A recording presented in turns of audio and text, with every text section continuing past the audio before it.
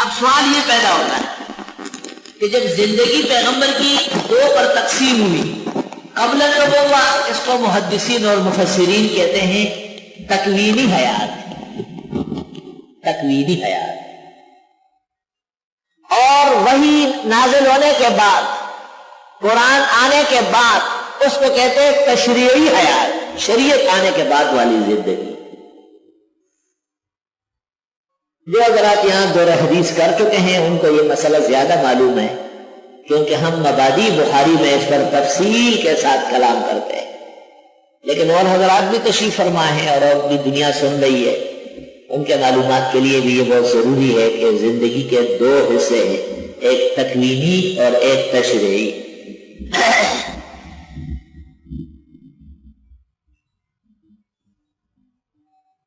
خضر علیہ السلام جو کچھ کر رہے تھے، قرآن میں قصہ آپ کو معلوم ہے، کشتی توڑنا، بچے کو مارنا، دیواریں کھڑی کرنا، یہ تکوینی نبوت کی وجہ سے۔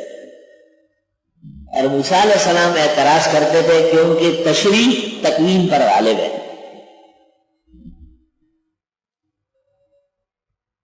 بخاری شریف میں ہے کہ ایک شخص نے ہر طرح کوشش کی، اس کو کوئی قرض کسی نے نہیں دیا، تو دریا کے کنارے چلا گیا، اچانک ایک اجنبی مل گیا، اس کو کہا مجھے 1000 درہم کی ضرورت ہے، بہت تکلیف میں، انہوں نے کہا اللہ کے نام پر یہ لے لیں، 1 سال بعد میں آؤں گا، دے دینے کا، بے فکر آپ جب آئیں گے فوراً تیار ہو۔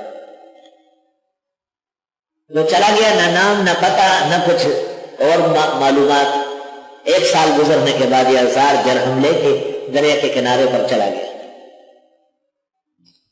بہت ڈھونڈا، آدمی نہیں ملا۔ اس کے بعد سوچا کہ مشہور ہے کہ نیکی کر دریا میں ڈال، تو ایک لکڑی لے لی، اندر سے خالی کی، 1000 درہم اندر بھرے، لکڑی واپس باندھ لی اور سمندر میں ڈال دیا، جس کی ہے اس کو ملے۔ چنانچہ وہ آدمی بھی اپنے حساب سے آیا، بہت ڈھونڈا، یہ نہیں ملا، دیکھا کہ ایک موٹی سوجی ہوئی لکڑی آ رہی ہے، اس کو پکڑا اور کھولا تو ایک خط بھی ہے اور 1000 درہم بھی ہے۔ اب سوال ہے کہ کیا آپ کسی سے لیا ہوا قرضہ کیماڑی میں ڈال سکتے ہیں؟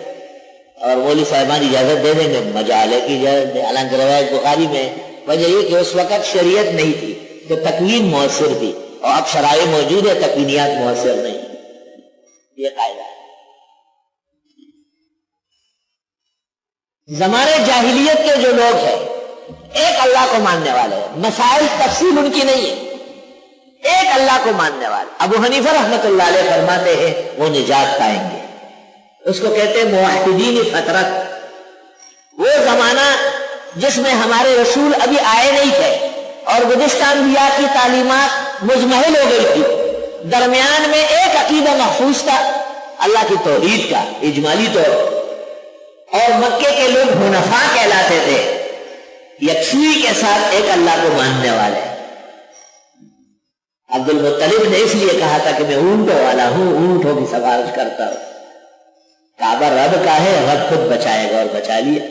الم تر کیف فعل ربک باصحاب الفیل الم یجعل کیدہم فی تضلیل وارسل علیہم طیرا ابابیل ترمیہم بحجارۃ من سجیل فجعلہم کعصف مأکول۔ تو جناب رسول اللہ صلی اللہ علیہ وسلم کہ وہ زندگی مبارک جو وحی سے پہلے ہے، جس کو حضرات مفسرین اور محدثین تکوینی زندگی کہتے ہیں، یہ محفوظ ہے حکمت تکوین کے ساتھ اور حجت ہے۔ فقد لبثت فیکم عمرا من قبلہ افلا تعقلون۔ اور وحی آنے کے بعد جب 40 سال پورے ہوئے اور آپ پر اللہ کی طرف سے وحی کی بارش ہونے لگی، وہ تشریعی اور تفصیلی زندگی، اس میں ایک ایک مسئلہ اور جز محفوظ ہے۔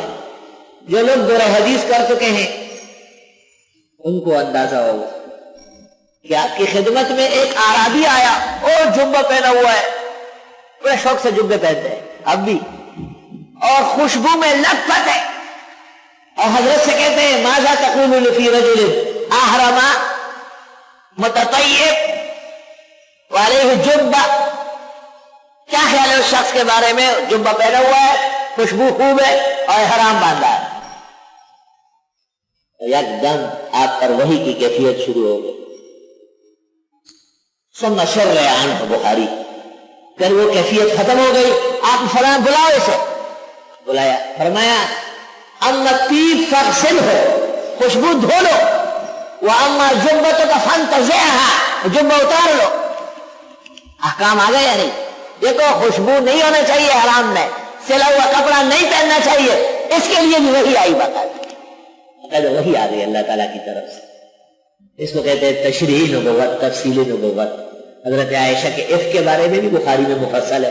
اچانک جو ہے نا 40-50 دن کے بعد کیفیت شروع ہوئی اور آنکھیں کھولتے آپ نے کہا یا عائشہ ابشر, ابشری, بہت مبارک ہو, اللہ تعالیٰ فقد برأک اللہ, اللہ تعالیٰ نے آپ کی برأت بیان فرما دی. ان باتوں سے آپ کو یہ بات اچھی طرح ذہن نشین ہوئی ہوگی کہ پیغمبر کی زندگی کے 2 حصے ہوتے ہیں. ایک حصہ قبل النبوہ جس کو تکوینی نبوت کہتے ہیں, اور ایک حصہ بعد النبوہ جس کو تفصیلی یا تشریعی زندگی و نبوت کہتے ہیں. دونوں حجت ہے. فقد لبثت فیکم عمرا من قبلہ افلا تعقلون.